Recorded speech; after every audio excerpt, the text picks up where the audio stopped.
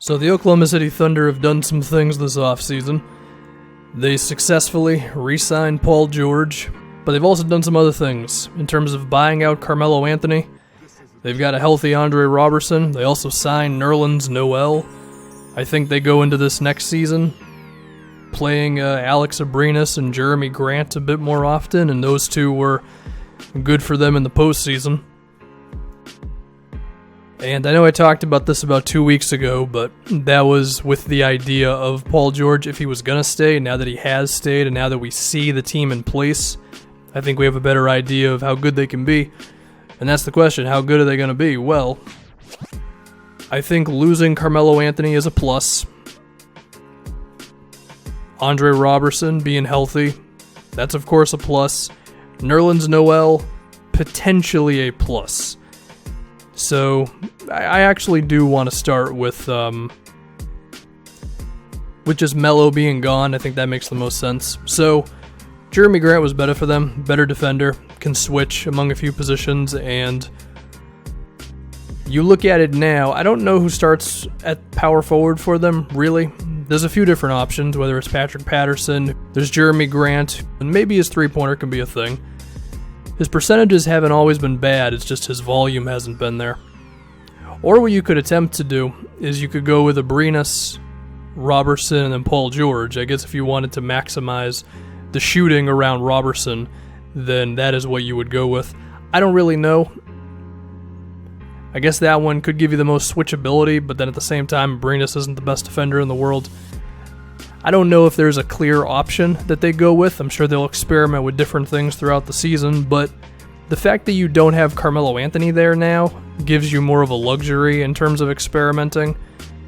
So that's good stuff, of course, and between Jeremy Grant, Robertson, Paul George, Patrick Patterson, Steven Adams, of course, you got yourself a decent amount of defenders on this team now, and that's a good thing. Now, the flip side of that is on offense. I mean, you can leave Grant open, you can leave Abrinas open, you can dare Patrick Patterson to shoot, and depending on whatever day it is, you might be fine with that. You can also dare most of these guys to go off the dribble. I mean, I know Robertson has gotten good at attacking the boards and cutting and all that, but still, his lack of a jumper is still going to be a thing, so for all the good that Russell Westbrook and Paul George are going to do in terms of pick and rolls, isolations, and whatever the hell else those two will come up with, I could still picture some spacing problems with these guys, and one of these dudes developing a jump shot or acquiring someone who can be a shooter for you and just take over sometimes. That would be pretty good for them. Now, of course, they don't exactly have money to play with, so whether it be a trade or a minimum contract or maybe a buyout mid-season, which would then probably lead to a minimum contract from these guys, I think they should keep their eyes open for that sort of a thing. And I guess if I could be a little nicer to Patrick Patterson, his percentages have been good. It's just sometimes he's hesitant to take shots. Sometimes he goes on stretches where he doesn't really make anything in. We've seen it in the postseason where 2 straight years with the Raptors, he wasn't good from 3. But then, you know, this round 1 against the Jazz for OKC, he only took 4 threes, you know, so not really a knockdown guy like that. But the defense can definitely be a thing. Now we can talk about Nerlens.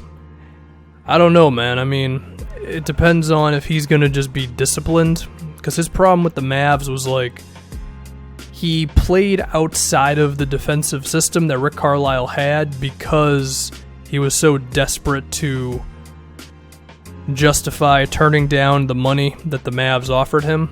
And as a result, he wasn't good. You know, he was going for steals, he was going for blocks instead of just doing what he was supposed to do. And, well, we know how that season went for him. He's got to come into OKC just being disciplined, just following the game plan, not playing out of himself, not switching onto perimeter players when it's not asked of him. To be fair, I do think he has the profile to do that at times, but, I mean, this was a good defensive team last season before Robertson got hurt, so just do what you're told, and I'm sure things are going to go fine. And if that's the case, then that could just be another piece into the defensive system for this team. Now, he's going to be playing behind Steven Adams, as he should. So, I mean, if Adams plays 28 to 32 minutes a game or so, and then Nerlens can fill in the rest of those minutes at center and just be good enough at the things that are not natural to you, which are like boxing out on defensive rebounds because he's a pretty slim dude, and defending in the low post and all that. I mean, the perimeter defense, the rolling to the rim, the catching alley-oops, that should be fine. It's going to be just all the other stuff. And I think one thing that'll affect Nerlens will be who he actually plays with. Billy Donovan has not staggered. Well, actually, he's gotten better at staggering star players. I remember Paul George was playing with some second units, if I'm not mistaken, last season down the stretch for OKC.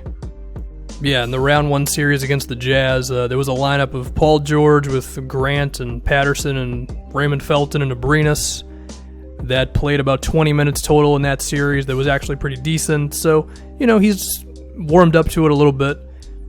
And I think getting Nerlens minutes with Westbrook would help a lot because, you can kind of figure that one out. Westbrook goes downhill, defense commits to him, Nerlens can catch lobs. There you go. Paul George, similarly, because Paul George is a decent pick-and-roll player, although, of course, not as good as Westbrook. Those are things that can help out Nerlens. I think Patterson next to Nerlens could be a thing, or Paul George at the small ball 4 again to just help out your spacing.